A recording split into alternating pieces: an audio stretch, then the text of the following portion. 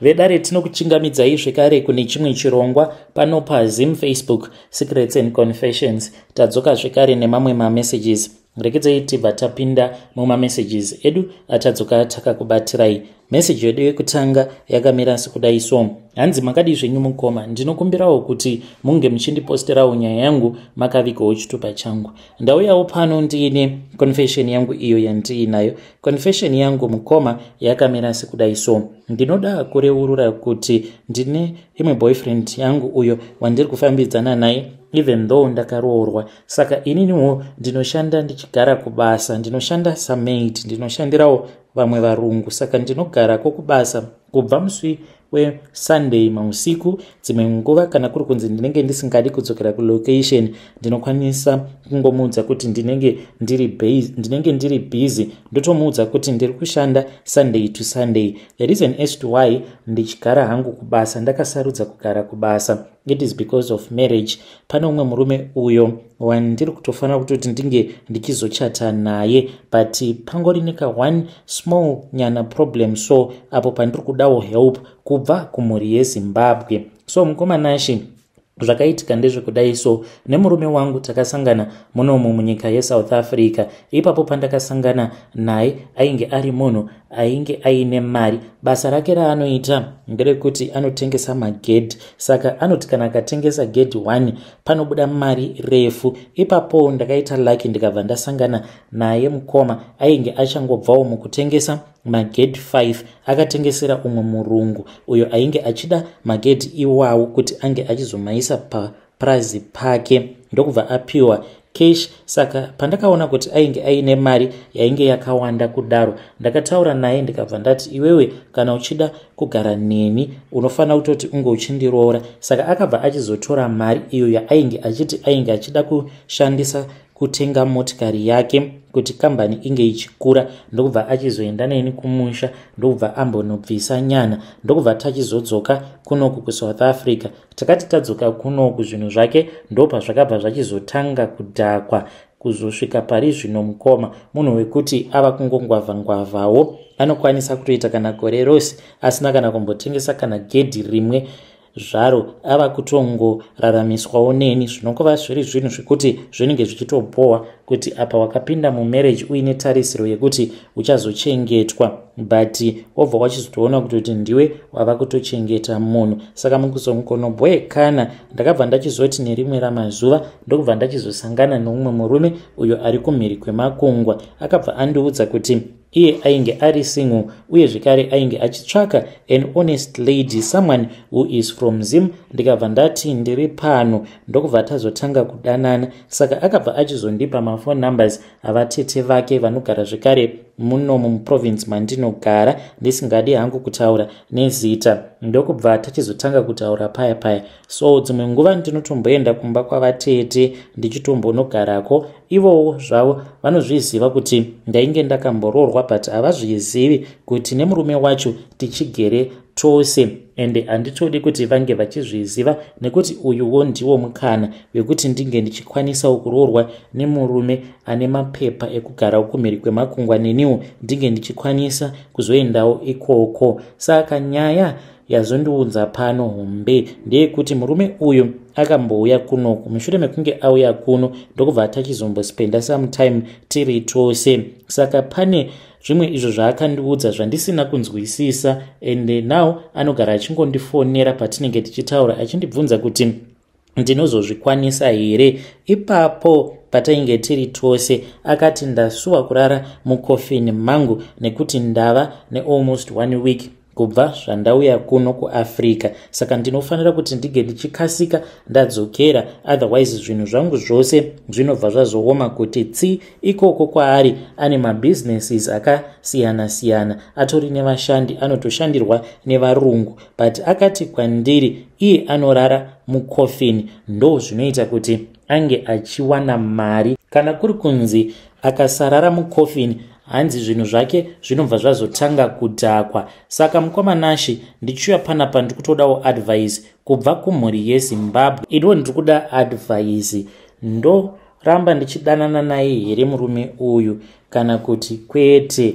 Iye akatondiudza kuti zveshuwa kofini racho anaro. Pano mwe musi apo paakambonditumidzira one time photo, but hapana kana chandakamboona. Picture racho iroro rainge riri blurry, akabva anditi maybe sezvo zviri zvinhu zvemumweya ndokusaka picture raramba kutoreka. Zvinoreva kuti coffin iri haridi kuti ringe richitorwa richibuda pamaphotos. Mukoma Nash, ndiyo nyaya iyo yandiunzawo pano. Ndoitawo sei? Hei vedare, ndo message iyo yandakatumidzirwa ichibva kuna vanzvadzi vedu. Vanhu vane zvivindi kunzoko, asi ngatizamei kuti tinge tichitaura navo mucomment section. Rekedzai tibva taenda panyedu inotevera. Nyedu inotevera yakamira sekudai so. Hanzi makadi zvenyu mukoma, ndinokumbirawo kuti munge muchindiposterawo nyaya yanguwo makavika chitupa changu. Ininiwo ndinoda kureurura kuti ndiri mudzimai, ndine makore 29 years ekuberekwa. Pandakazoroorwa mukoma Nash, ndaisatofanira kutoti ndige ndichizotoroorwa. Why? Because ndainge ndagara ndiine mweya wejambwa nemunyama. Asi zvakaitika mukoma ndezvekuti amai vangu ivo semunhu ainge asingagari pasi, vachingofamba chete vachida kuziva kuti kochiko chainge chichikonzeresa kuti tinge tichizongova vanhu vekuti tinongofamba tichidanana nevarume tichingorambwa zvekuti ndakatosvika pakutopinda mubhawa. Asi ndichizoita zvekuenda kubhawa, vabereki vangu vainge vachizviziva, asi vavakidzani vainge vasingatozvizivi. Vabereki vangu vainge vachitotisapota sevana, nekuti taiti kana tikaita zvikomba zvedu zvimwe zvaitosvika pamba vachitonzi vakwasha vaine magroceries, ende pamba tainge tisingatombotengi chikafu. Uye zvekare taiti kana tiine kamari katinenge tiinako taitokapa vabereki vedu. Saka nechihure chatainge tichiita mukoma, takatokwanisawo kutoendesawo vanin'ina vedu kuchikoro, inini nebig sister yangu. Zvose izvi zvichiitika ndainge ndichiri ne18 years. Ipapo pandainge ndava kutoita zvekutopinda mumabhawa zvichizivikanwa nevabereki vangu. Saka mushure mekunge ndazomitisiwa, ndipo apo nerimwe ramazuva amai pavakazoti kwandiri vainge vakaenda kune umwe muprofita uyo akati inini ndaifanira kuti ndinge ndichizotoroorwawo nemurume ane mari, asi painge paine bvuri rainge rakamira kumberi kwangu iro rainge risingadiwo chakanaka kubva kwandiri, risingadi zvekare kuti vabereki vangu vange vachizodyawo pfuma, nekuti rainge riri bvuri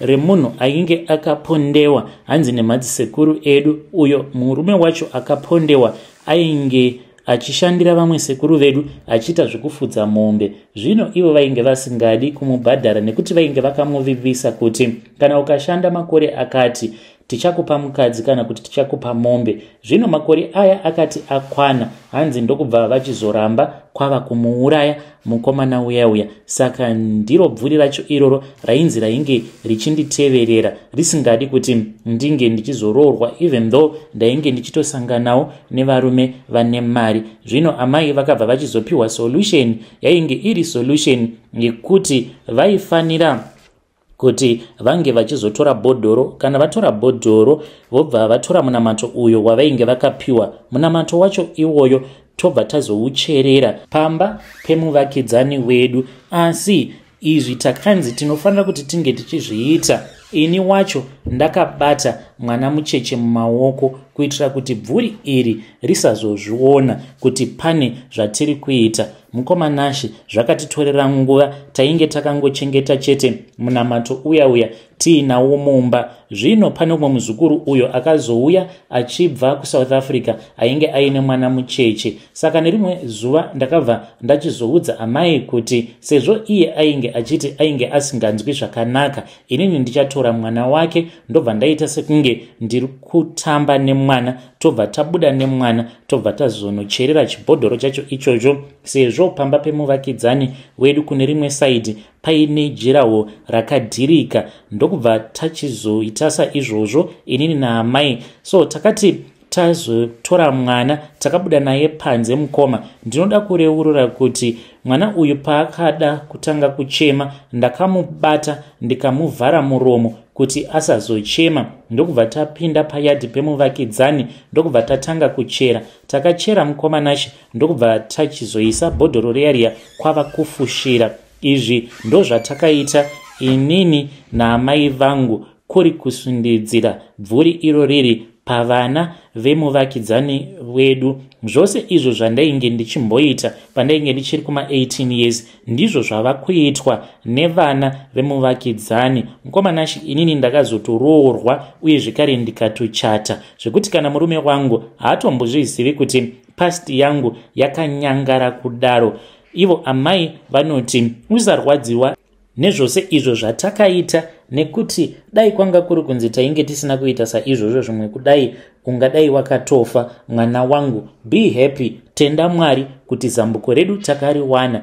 Ivowo kana vachida ravowo zambuko vachazoriwana. Mukomanashi chandinongodawo kungoziva, even though answer ndiinayo mumwoyo mangu, but ndinodawo kungonzwawo kubva kune vamwe vanhu kunzoko kuti zvatakaita izvi mukomanashi zvakanaka here kana kuti hazvina kunaka. Dzimwe nguva murume wangu anozotonditi kosego uri munhu anongogara ari mumamudhu. Hakusi kunzi ndiri munhu anogara ari mumamudzu mukomanashi, asi chinoitika pandiri ndechikuti ndikangotanga kungofunga kuti but inini ndakamborara nevarume vanganiko zvekuti ndikazotosvikawo pakutochata. Ko zvose zviya zvandakaita, asi Mwari vanoti kudii nazvo? Ko mimba dzose dziya dzandakashotora, Mwari vanoti kudii nazvo? Mwari vakandiregerera here kana kuti havana kundiregerera? Saka uyu mwana watakaitira mhiko dzekuti takasundidzira bvuri rekuti iye ainge asina kana chaainge akambotadzira, munhu wacho iye uyo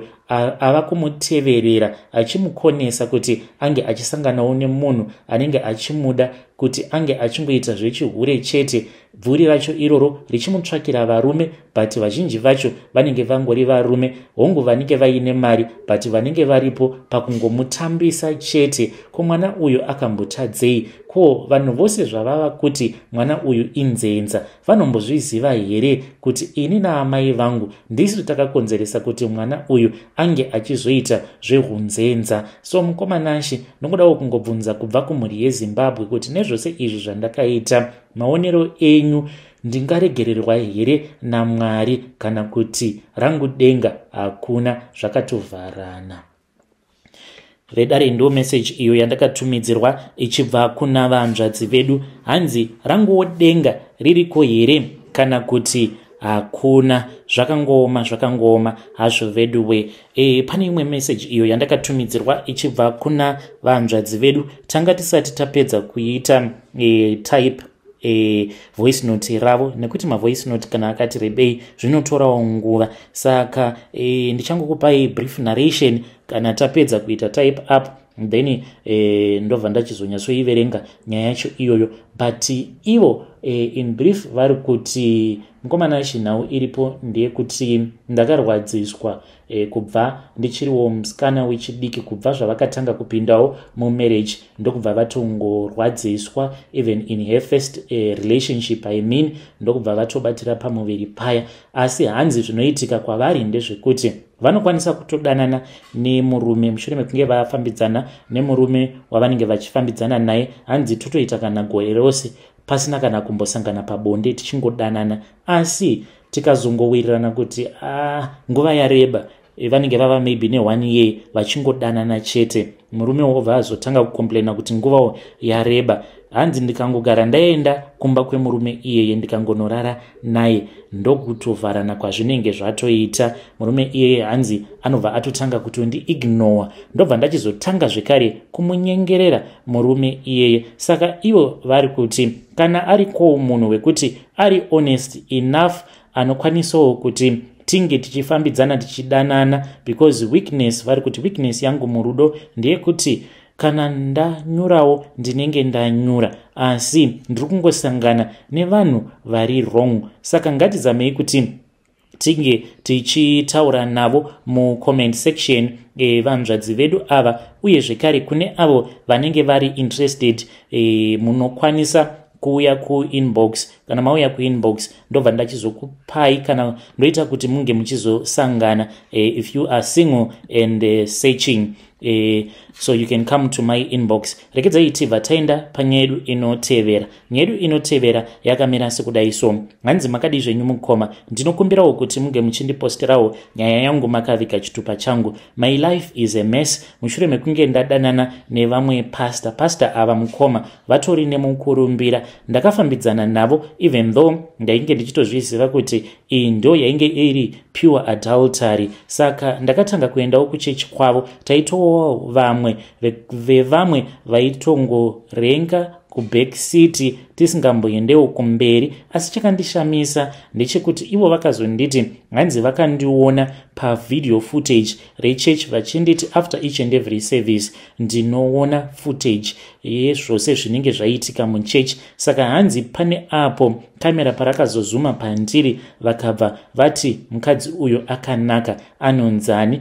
I did not even know kuti the more yandainge ndichienda kuchurch vaitotumidzira vanhu vanonditeverera. Kunyange ndikabuda ndichiti ndiri kuenda kutown hanzi ziso rangu ndainge ndakangoriisa pauri. So inini in a strange satanic way I thought kuti that was true love, not even knowing kuti this man, so-called man of God, he is not even a man of God. Ndo basa ravo ihure rekupedzisira. Saka ndakabva ndanyura murudo apa vari handsome say mukoma ndikazviudza kuti mukana wainge wava wangu wekuti ndinge ndichimboitawo amai prophetess. Takafambidzana mukoma, kana iri mari ndaipiwa mari. The day that my heart was broken was this other day apo patainge tiri tose. Ndakarwadzwa mukoma ndichiona mufoni mavo mainge muine mavideos vaine vakadzi vakasiyana siyana. Handizivi kuti yavo iaddiction here. Mukadzi wose uyo wavanenge varara naye, like what he did to me,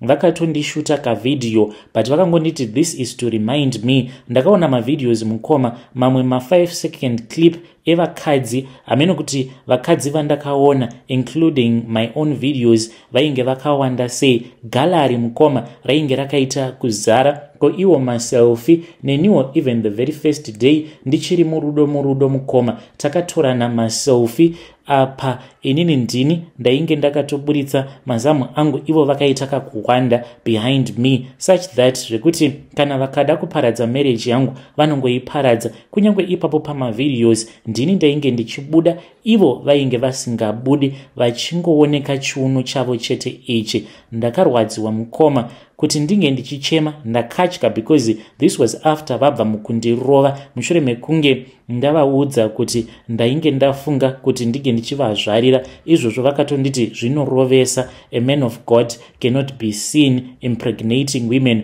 all over Zimbabwe.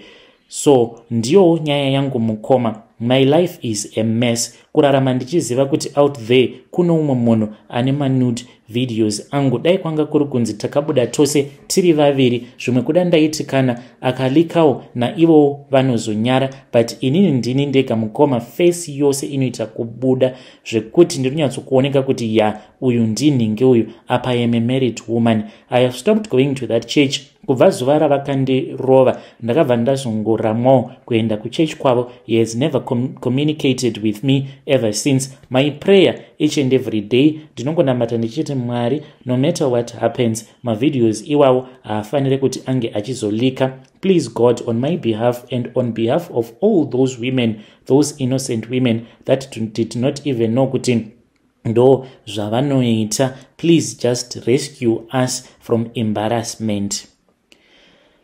Fedare ndo message iyo yandakatumidzirwa ichibva kuna vanzvadzi vedu. Hey, zvakangooma hazvo vedu we, pakaipa. Hanzi vane mavideos akawanda apa ivo pavanotorwa mavideos, pavanozvitora mavideos ivo havazviburitsi, vanongoburitsa mukadzi wavanenge vachirara naye. Ya, zvakangooma hazvo vedu we.